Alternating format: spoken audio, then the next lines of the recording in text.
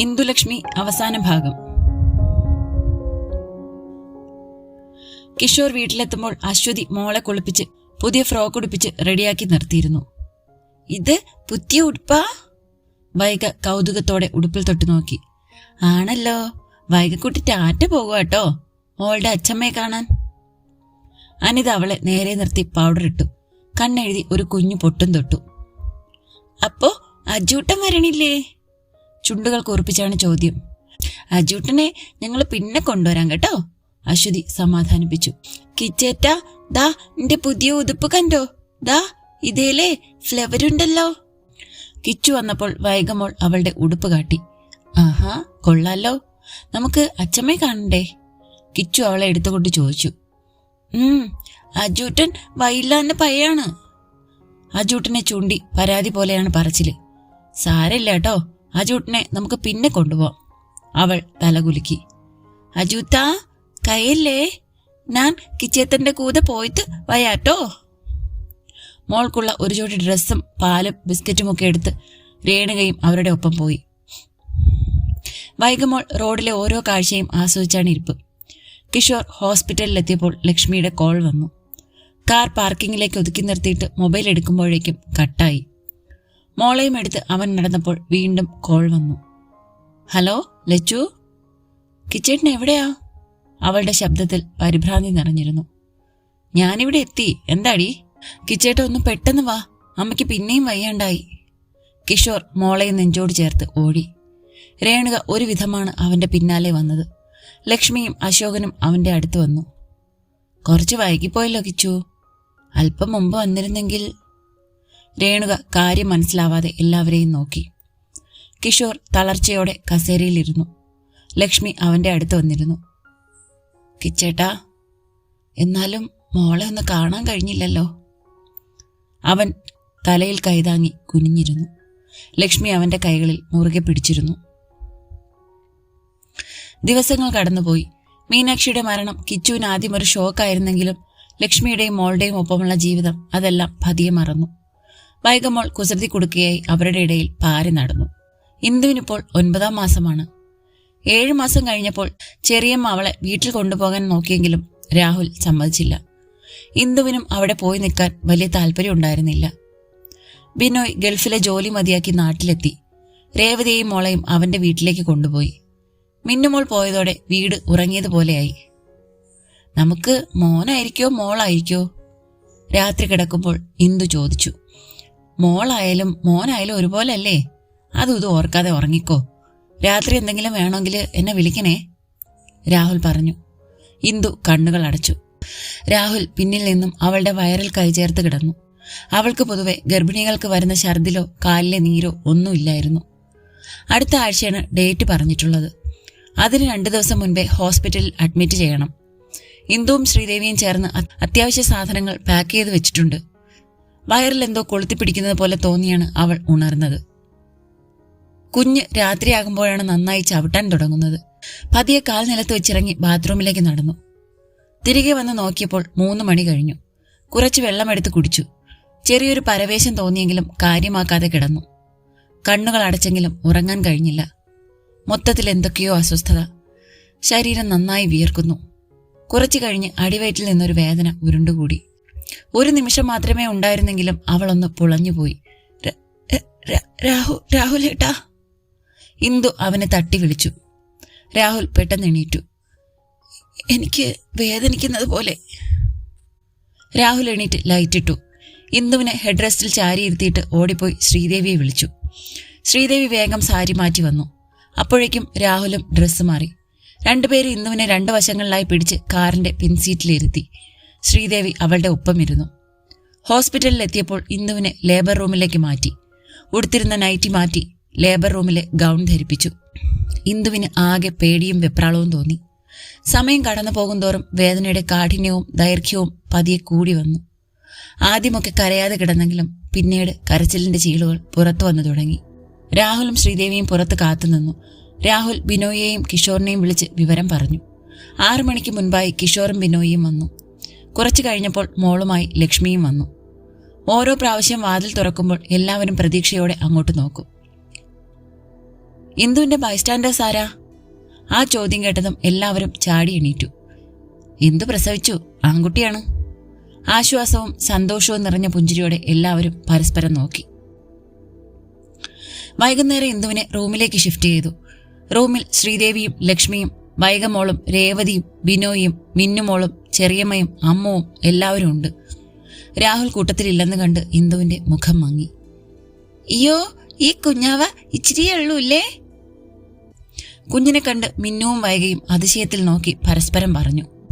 വൈകക്കുട്ടിയും മിന്നുമോളും ഒക്കെ മുൻപ് ഇത്രയേ ഉണ്ടായിരുന്നുള്ളൂ, പിന്നെ വളർന്ന് വളർന്ന് ഇത്രേ ആയതാ, ലക്ഷ്മി പറഞ്ഞു.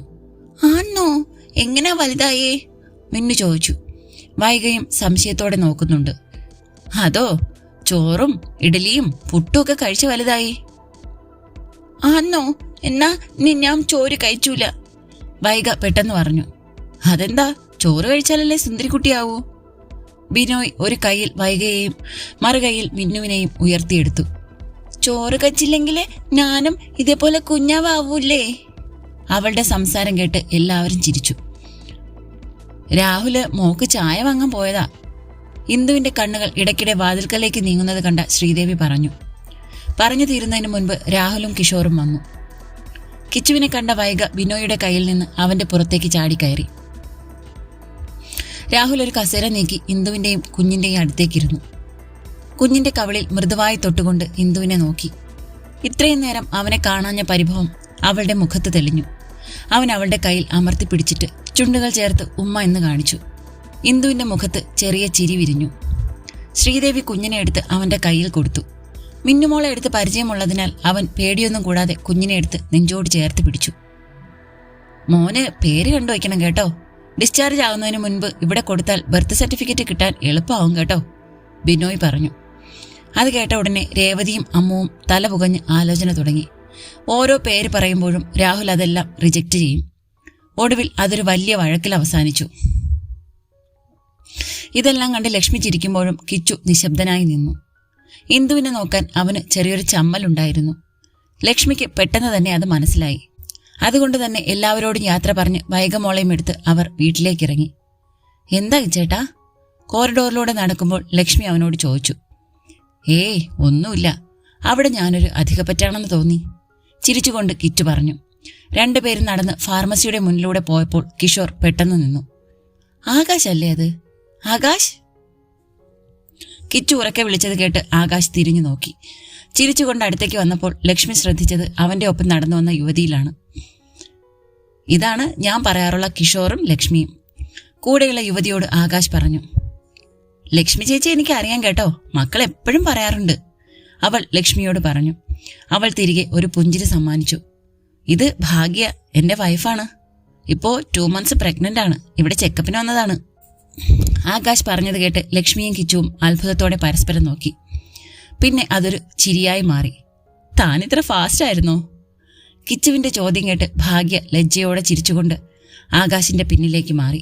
ലക്ഷ്മി അവളുടെ കയ്യിൽ പിടിച്ച് അടുത്തേക്ക് നിർത്തി. അമ്മയുടെ നിർബന്ധമായിരുന്നു.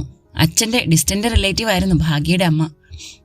2 ചേച്ചിമാരുടെ കല്യാണമൊക്കെ കഴിഞ്ഞപ്പോൾ ബുദ്ധിമുട്ടായി. അപ്പോഴാ അമ്മ എന്റെ കാര്യം പറഞ്ഞു ചെല്ലുന്നത്. ഇവളെ കാണാൻ ചെല്ലുമ്പോൾ കുട്ടികളെ നോക്കാൻ ഒരാൾ മാത്രമെന്നാ ഞാൻ പറഞ്ഞത്. പക്ഷേ എന്ത് ചെയ്യാനാ, ഒരു ദുർബല നിമിഷത്തില് എല്ലാം സംഭവിച്ചു പോയി. ആകാശ് പറഞ്ഞത് കേട്ട് കിഷോർ പൊട്ടിച്ചിരിച്ചു. ശേ, എന്തൊക്കെയാ പറയുന്നത്? ഭാഗ്യ അവന്റെ കൈത്തണ്ടയിൽ അമർത്തി നുള്ളി. അടുത്തുള്ള കോഫി ഷോപ്പിൽ പോയി കാപ്പി കുടിച്ചിട്ടാണ് എല്ലാവരും പിരിഞ്ഞത്. അതിനിടയിൽ വൈഗമോൾ ജീവിതത്തിലേക്ക് കടന്നു വന്നതൊക്കെ കിച്ചുവും പറഞ്ഞു. ഹോസ്പിറ്റലിൽ നിന്ന് ഇന്ദുവിനെ അവളുടെ വീട്ടിലേക്കാണ് കൂട്ടിക്കൊണ്ടുപോയത്. രാഹുലിന് താല്പര്യമില്ലായിരുന്നെങ്കിലും ചെറിയമ്മയും അമ്മുവും വാശി പിടിച്ചപ്പോൾ ശ്രീദേവി സമ്മതം മൂളി. എല്ലാ ദിവസവും മുടങ്ങാതെ രാഹുൽ കുഞ്ഞിനെ കാണാനെത്തും. ഇട ദിവസങ്ങളിൽ ശ്രീദേവിയും രേവതിയും അവന്റെ കൂടെ ഉണ്ടാവും. ഇതിനിടയിൽ അമ്പിളിയും സുജയും കുഞ്ഞിനെ കാണാനെത്തി. ദിവസങ്ങളോളം നീണ്ട ചർച്ചകൾക്കിടയിൽ രാഹുൽ തന്നെ പേര് കണ്ടെത്തി. ഇത്രയും നാൾ ഇന്ദുവിന് വലിയ പ്രാധാന്യമൊന്നും കൊടുക്കാതിരുന്ന ചെറിയമ്മ അവളുടെ കാര്യങ്ങളെല്ലാം നന്നായി തന്നെ ചെയ്തു. ഇന്ദുവിനെ കുളിപ്പിക്കാൻ അടുത്തുള്ള ഒരു സ്ത്രീ വരും. അമ്മ മോനെ നിലത്ത് കിടത്താതെ കൊണ്ടു നടന്നു. സ്കൂളിൽ നിന്ന് വന്ന ഉടനെ ബാഗ് എവിടെയെങ്കിലും വെച്ചിട്ട് കുളിക്കാൻ ഓട്ടമാണ്. കുഞ്ഞയുടെ വാവക്കുട്ട എന്ന് അവളുടെ വിളി കേട്ടാൽ കുഞ്ഞൻ ചെവി വട്ടം പിടിക്കും. കൈയും കാലും ഇട്ടടിച്ച് കണ്ണുകൾ വിടർത്തി എന്തൊക്കെയോ പറയാൻ ശ്രമിക്കും. കണ്ടോ, ഇവനിപ്പോ എന്നെ മാത്രമേ അറിയാതുള്ളൂ. ഇതാ ഞാൻ പറഞ്ഞത്, എന്റെ കൂടെ വന്നാ മതിയെന്ന്. രാഹുൽ മുഖം വീർപ്പിച്ചു. അയ്യോടാ കുഞ്ഞാ, ഇത് കേട്ടില്ലേ? നിന്റെ തടിമാടൻ അച്ഛന് അസൂയ വരുന്നു. അമ്മു കളിയാക്കി. ഇന്ദു അത് കേട്ട് ചിരിച്ചു. രാഹുൽ അവളെ നോക്കി കണ്ണുരുട്ടി. എനിക്കെന്തിനാ അസൂയ? കുറച്ചു ദിവസം കഴിഞ്ഞാ എന്റെ പെണ്ണും കൊച്ചും എന്റെ കൂടെയല്ലേ വരുന്നത്. രാഹുൽ പറഞ്ഞത് കേട്ട് അമ്മുവിന്റെ മുഖം മങ്ങി. ഇന്ദു അവളെ നോക്കി സാരമില്ലെന്ന് കണ്ണുകൾ അടച്ചു കാണിച്ചു. എവിടെ പോയാലും എന്റെ കുഞ്ഞിനെ കാണാൻ തോന്നിയ ഞാൻ ഇടിച്ചു കയറി വരും. ഇല്ലടാ കുഞ്ഞാ. അവൾ രാഹുലിനെ നോക്കി ചുണ്ടുകൂട്ടി. എല്ലാം മനസ്സിലായതുപോലെ കുഞ്ഞൻ തൊണ്ട കാട്ടി ചിരിച്ചു. പേരിടൽ ചടങ്ങിന് ബന്ധുക്കളെയും അയൽക്കാരെയും എല്ലാം ക്ഷണിച്ചു. ഇന്ദുവിന്റെ ബന്ധുക്കളിൽ പലരും അവളുടെ വിവാഹം കഴിഞ്ഞെന്നറിയുന്നത് പോലും ചെറിയമ്മ ക്ഷണിക്കാൻ ചെല്ലുമ്പോഴാണ്. കിച്ചേട്ടാ, ഇത് കണ്ടോ? ഇന്ദുവിന്റെ വീട്ടിലേക്ക് പോകാൻ മുണ്ടും ഷർട്ടും ഉടുത്തു നിൽക്കുമ്പോഴാണ് ഇളം മഞ്ഞ നിറമുള്ള പട്ടുപാവടയെടുത്ത് 2 കൈകൾ കൊണ്ട് അത് തെരുപ്പിടിച്ചുകൊണ്ട് വൈഗ കുണുങ്ങി കുണുങ്ങി വന്നത്. എടി കാന്താരി, നിന്നോട് അച്ഛാന്ന് വിളിക്കാൻ പറഞ്ഞ കേക്കില്ലല്ലേ? കിച്ചു അവളെ പൊക്കിയെടുത്ത് ബെഡിൽ നിർത്തി. എന്റെ പാവാത കൊല്ലാവോ? കണ്ണുകൾ വിടർത്തിയുള്ള ചോദ്യം കേട്ട് കിച്ചു അവളുടെ കവിളിൽ ചുണ്ടു ചേർത്തു. എന്റെ ചുന്ദരിക്കുട്ടിയുടെ പാവാട സൂപ്പറല്ലേ? എവിടെ നിന്റെ അമ്മ? ലച്ചു, അബിത. വൈഗ ഹാളിലേക്ക് വിരൽ ചൂണ്ടി. കിച്ചു മോളയും എടുത്ത് അവളുടെ അരികിൽ ചെന്നു. ലക്ഷ്മി സെറ്റിയിലിരുന്ന് കാര്യമായ ആലോചനയിലാണ്. നീ എന്താ ലച്ചു ഒരുങ്ങാത്തത്? ഞാനും എന്റെ വൈഗക്കുട്ടിയും ഒരുങ്ങിയിട്ട് എത്ര നേരമായെന്നറിയാവോ? കിച്ചു കളി പറഞ്ഞുകൊണ്ട് അവളുടെ അടുത്തിരുന്നു. രാഹുൽ വന്ന് കുഞ്ഞിന്റെ പേരിടൽ ചടങ്ങ് പറഞ്ഞപ്പോൾ തുടങ്ങിയതാണ് അവളുടെ മൂടിക്കെട്ടിയുള്ള ഇരിപ്പ്. അതിൽ പ്രധാനം ഇന്ദുവിന്റെ വീട്ടിൽ പോകാനുള്ള മടിയാണ്. പിന്നെ വൈഗമോളെ കാണുമ്പോഴുള്ള ബന്ധുക്കളുടെ അടക്കം പറച്ചിലും. ഞാൻ വരണോ? കിച്ചേട്ടനും മോളും കൂടി പോയാ പോരെ? മടിച്ചാണ് അവൾ ചോദിച്ചത്. എന്റെ ലച്ചു, നീ ഇവിടെ ചില സീരിയലിലെ കണ്ണീർ നായികയാകാതെ പോയി ഒരുങ്ങിക്കേ. കിച്ചു അവളെ നിർബന്ധപൂർവ്വം പറഞ്ഞു വിട്ടു. ലക്ഷ്മി വേഗം പോയി സാരി ഉടുത്തു വന്നു. വെള്ളയിൽ മെറൂണും ഗോൾഡും കലർത്തി ഡിസൈൻ ചെയ്ത സാരിയും മെറൂൺ ബ്ലൗസുമാണ് അവൾ ഉടുത്തത്. ഇന്ദു സെറ്റ് സാരി ഉടുത്ത് അത്യാവശ്യം ആഭരണങ്ങൾ അണിഞ്ഞു. രാഹുൽ അവളെ നോക്കി സൂപ്പർ എന്ന് കൈ കാണിച്ചു. കുഞ്ഞിനെ കുളിപ്പിച്ച് കുഞ്ഞു മുണ്ടുടുപ്പിച്ചു. നിലവിളക്ക് കത്തിച്ചു വെച്ചതിന്റെ മുന്നിൽ ശർക്കരയും പഴവും നേദിച്ചു. രാഹുൽ കിഴക്കഭിമുഖമായി അവനെ മടിയിലിരുത്തിയിരുന്നു. ഓട്ടുകിണ്ടിയിൽ നിന്ന് വെള്ളമെടുത്ത് കുഞ്ഞിന്റെ കൈയും കാലും മുഖവും വെള്ളം തൊട്ട് ശുദ്ധമാക്കിയ ശേഷം ചന്ദന അരച്ച് കുറി തൊടുവിച്ചു. ഞെട്ട് മേൽപോട്ടും വാൽ കീഴ്പോട്ടുമാക്കിയ വെറ്റില ഇടത് ചെവിയിൽ വെച്ചിട്ട് വലത് ചെവിയിൽ 3 തവണ ആദിദേവെന്ന് വിളിച്ചു. വലത് ചെവിയിലും ഇത് ആവർത്തിച്ചു. അതിനുശേഷം കറുത്ത ചരടും പൊന്നരഞ്ഞാണവും കെട്ടി. ശ്രീദേവി കാൽത്തള അണിയിച്ചു. രേവതിയും ചെറിയമ്മയും ലക്ഷ്മിയും കൊണ്ടുവന്ന ആഭരണങ്ങൾ അണിയിച്ചു. അമ്പിളിയും ചെറിയൊരു മാല കരുതിയിരുന്നു. പന്തലിൽ സദ്യ തുടങ്ങിയപ്പോൾ ഇന്ദു കുഞ്ഞുമായി അകത്തേക്ക് പോയി. ലക്ഷ്മി എല്ലാവരിൽ നിന്നും മാക്സിമം അകന്നു മാറി അമ്മയോടും അനിയത്തിമാരോടുമൊപ്പം ഒരു കോണിലിരുന്നു. എന്നിട്ടും ചില മുതിർന്ന സ്ത്രീകൾ അവളോട് എന്തൊക്കെയോ ചോദിച്ച് ബുദ്ധിമുട്ടിക്കുന്നത് കണ്ട കിച്ചു രാഹുലിനോട് പറഞ്ഞിട്ട് അവളെ കുറച്ചു ദൂരമുണ്ടെങ്കിലും അവരുടെ പഴയ വീട്ടിലേക്ക് കൊണ്ടുപോയി. അജുട്ടിനെടുത്ത് അശ്വതിയും അവരുടെ ഒപ്പം പോന്നു. മീനാക്ഷിയുടെ മരണശേഷം അവർ വിരളമായി മാത്രമേ അവിടെ താമസിച്ചിട്ടുള്ളൂ. ഇടയ്ക്ക് വന്ന് തുടച്ചു വൃത്തിയാക്കും. വൈഗമോൾ അജൂട്ടന്റെ കൈപിടിച്ച് അവിടേക്ക് ഓടി നടന്നു. ലച്ചു, നീ ആരെയാ പേടിക്കുന്നത്? കിച്ചു അവളുടെ അരികിലിരുന്ന് കൈപിടിച്ചു. ലക്ഷ്മി അസ്വസ്ഥതയോടെ ഒന്നുമില്ലെന്ന് തലയാട്ടിക്കൊണ്ട് അവന്റെ ചുമലിൽ ചാരിയിരുന്നു. ബന്ധുക്കളൊക്കെ ഒരുവിധം പോയി കഴിഞ്ഞപ്പോൾ രാഹുൽ ഫോൺ ചെയ്തു. ഓടിത്തളർന്ന കുട്ടികളെയും എടുത്ത് എല്ലാവരും അങ്ങോട്ട് പോയി. രാഹുലും ഇന്ദുവും രേവതിയുമൊക്കെ അവരെ കാത്തിരിക്കുകയായിരുന്നു. കുഞ്ഞിനെ ചെറിയമ്മയെയും അമ്മൂനെയും ഏൽപ്പിച്ച് ഇന്ദുവും രാഹുലും അവരുടെ ഒപ്പം കഴിക്കാനിരുന്നു.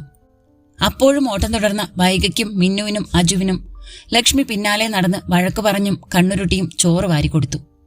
അത് കഴിഞ്ഞ് കുറച്ച് ആഹാരം കഴിച്ചെന്ന് വരുത്തി അവളും എണീറ്റു. രാഹുലും കിഷോറും ബിനോയും സംസാരിച്ചു കൊണ്ടിരിക്കുമ്പോഴാണ് രേവു വന്നത്. ചേച്ചിക്ക് വയ്യ കിച്ചേട്ടാ, കഴിച്ചത് മുഴുവനും ഒമിറ്റ് ചെയ്തു, ക്ഷീണിച്ച് കിടക്കുകയാ, ചെറിയ ചൂടുമുണ്ട്. കിച്ചു അകത്തേക്ക് ചെല്ലുമ്പോൾ ലക്ഷ്മി കട്ടിലിൽ കിടക്കുകയാണ്. വൈഗമോൾ വിഷണ്ണയായി അടുത്ത് നിൽപ്പുണ്ട്. ഹോസ്പിറ്റലിൽ കാണിക്കുന്നതാ നല്ലത്. ശ്രീദേവി പറഞ്ഞത് കേട്ട് ബിനോയ് പോയി കാറെടുത്തു. വൈഗമോളെ രേവതിയുടെ അടുത്താക്കിയിട്ട് കിഷോറും ലക്ഷ്മിയും കാറിൽ കയറി. ചടങ്ങിന്റെ സമയത്ത് വരാതിരുന്ന ബന്ധുക്കൾ പിന്നെയും വന്നും പോയും കൊണ്ടിരുന്നു. കുറേയേറെ നേരം കഴിഞ്ഞാണ് ഹോസ്പിറ്റലിൽ പോയവർ തിരിച്ചു വന്നത്. എന്തു പറ്റിയതാ? ശ്രീദേവി ചോദിച്ചു. ലക്ഷ്മി നേരെ വൈഗമോളുടെ അടുത്തേക്ക് പോയി. ക്ഷീണം മാറാൻ ട്രിപ്പിട്ടു, പിന്നെ കുറച്ച് മെഡിസിൻസ് തന്നു, കിച്ചു പറഞ്ഞു. അങ്ങനെയൊന്നും പറഞ്ഞാ പോരാ, കുടുംബത്തിലേക്ക് പുതിയൊരാള് വരുന്നുണ്ട്, ബിനോയ് കുസൃതി ചിരിയോടെ പറഞ്ഞു. രാഹുലും ശ്രീദേവിയും ഒരു നിമിഷം പരസ്പരം നോക്കി. അടുത്ത നിമിഷം രാഹുലും ബിനോയും ആർത്തു കൂവിക്കൊണ്ട് കിച്ചുവിനെ എടുത്തുയർത്തി. അകത്ത് ഇന്ദുവും രേവവും അമ്മുവും ചേർന്ന് ലക്ഷ്മിയെ കളിയാക്കുകയായിരുന്നു.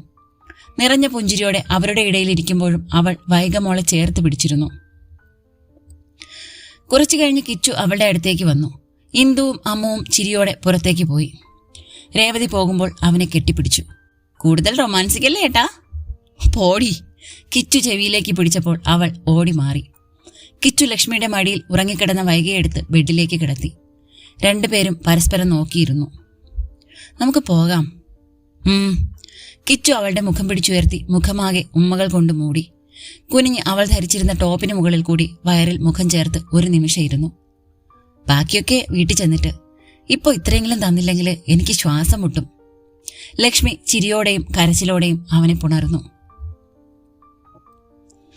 ദിവസങ്ങളും മാസങ്ങളും കടന്നുപോയി. ആദിക്കിപ്പോൾ 9 മാസമായി. എല്ലാവരുടെയും കണ്ണിലുണ്ണിയായി അവൻ വളർന്നു. രാത്രി റൂമിലേക്ക് വന്ന രാഹുൽ കട്ടിലിൽ പിടിച്ചെണീറ്റ് നിൽക്കാൻ ശ്രമിക്കുന്ന അവനെ കണ്ട് പല്ല് കടിച്ചു. സത്യം പറയടാ കുട്ടാ, നിനക്ക് അച്ഛനോട് എന്തെങ്കിലും വിരോധമുണ്ടോ? നിനക്ക് കുറച്ചു നേരം കിടന്ന് ഉറങ്ങിക്കൂടെ? അവസാനം അനിയത്തിയാണോന്ന് പറഞ്ഞ് നീ എന്റെ പിന്നാലെ വരും. ഇന്ദു അത് കേട്ട് ചിരിച്ചു. ഒരുപാട് ചിരിക്കല്ലേ ഈശ്വരാ, ഇതുപോലുള്ള കുഞ്ഞുങ്ങളുണ്ടെങ്കിൽ എങ്ങനെയാ വേലി ചാടാതിരിക്കുന്നത്? എങ്കിലേ നിങ്ങളെ ഞാൻ കൊല്ലും. ഇന്ദു ദേഷ്യത്തോടെ അവന്റെ കഴുത്തിൽ പിടിച്ചു. വിടടി, ഞാനൊരു തമാശ പറഞ്ഞതല്ലേ. രാഹുൽ ആദിയെയും കെട്ടിപ്പിടിച്ച് ഇന്ദുവിന്റെ മടിയിലേക്ക് കിടന്നു. രാവിലെ ഇന്ദു രണ്ടുപേരെയും ഒന്നുകൂടി പുതപ്പിച്ചു കൊടുത്തിട്ട് എണീറ്റു. കുളിച്ചിട്ട് വരുമ്പോൾ രാഹുലിന്റെ മൊബൈൽ റിങ് ചെയ്യുന്നു. ഡിസ്പ്ലേയിൽ കിച്ചു എന്ന് തെളിഞ്ഞു. ഉറങ്ങുന്ന രാഹുലിനെ ഒന്ന് നോക്കിയിട്ട് കോൾ എടുത്തു. ഹലോ, ഇന്ദു ആണോ? ലച്ചു പ്രസവിച്ചു. മോനാണ്. കിച്ചുവിന്റെ സന്തോഷം നിറഞ്ഞ ശബ്ദം കേട്ട് അവളുടെ മുഖത്ത് ചിരി വിരിഞ്ഞു. രാഹുലിനെ ഉണർത്തി വിവരം പറഞ്ഞു. രാഹുൽ വേഗം ഇന്ദുവിനോട് റെഡിയാകാൻ പറഞ്ഞിട്ട് കുളിക്കാൻ പോയി. ശ്രീദേവിയോട് വിവരം പറഞ്ഞിട്ട് ഇന്ദു മോനെ ഉണർത്തിയ ശേഷം അവനെ ഒരുക്കാൻ തുടങ്ങി. കിച്ചു കുഞ്ഞിനെ നെഞ്ചോട് ചേർത്ത് പിടിച്ച് ലക്ഷ്മിയെ നോക്കി. രണ്ടുപേരുടെയും കണ്ണുകൾ നിറഞ്ഞൊഴുകി. വൈകയെ അപ്പോഴും ലക്ഷ്മി ചേർത്ത് പിടിച്ചിരുന്നു. അവൾ കുഞ്ഞിന്റെ മുഖത്ത് നോക്കി എന്തൊക്കെയോ കൊഞ്ചി പറയുന്നുണ്ട്. രേണുകയും അശ്വതിയും അത് കണ്ട് പുഞ്ചിരിയോടെ ഇരുന്നു. രാഹുലും ഇന്ദുവും ആദിയും വന്നപ്പോൾ വൈഗ ആദിയോടായി പിന്നെ സംസാരം. ഡോർ തുറന്നു വന്ന രാഹുൽ പാഞ്ഞു വന്ന് കിഷോറിനെ കെട്ടിപ്പിടിച്ചു. ഇന്ദു നേരെ ലക്ഷ്മിയുടെ അരികിൽ പോയിരുന്ന് സംസാരിക്കാൻ തുടങ്ങി. വൈഗയും ആദിയും കുഞ്ഞിന്റെ അരികിലിരുന്ന് അവനെ കൗതുകത്തോടെ നോക്കിയിരുന്നു. കിച്ചുവിനെയും രാഹുലിനെയും പോലെ ആദിയും കുഞ്ഞു കിച്ചനും വളരട്ടെ. അവർക്കൊരു ചേച്ചിയായി വൈഗ കുട്ടിയും. കഥ ഇവിടെ അവസാനിക്കുകയാണ് കേട്ടോ. പുതിയൊരു കഥയായിട്ട് ഉടനെ എത്താമേ.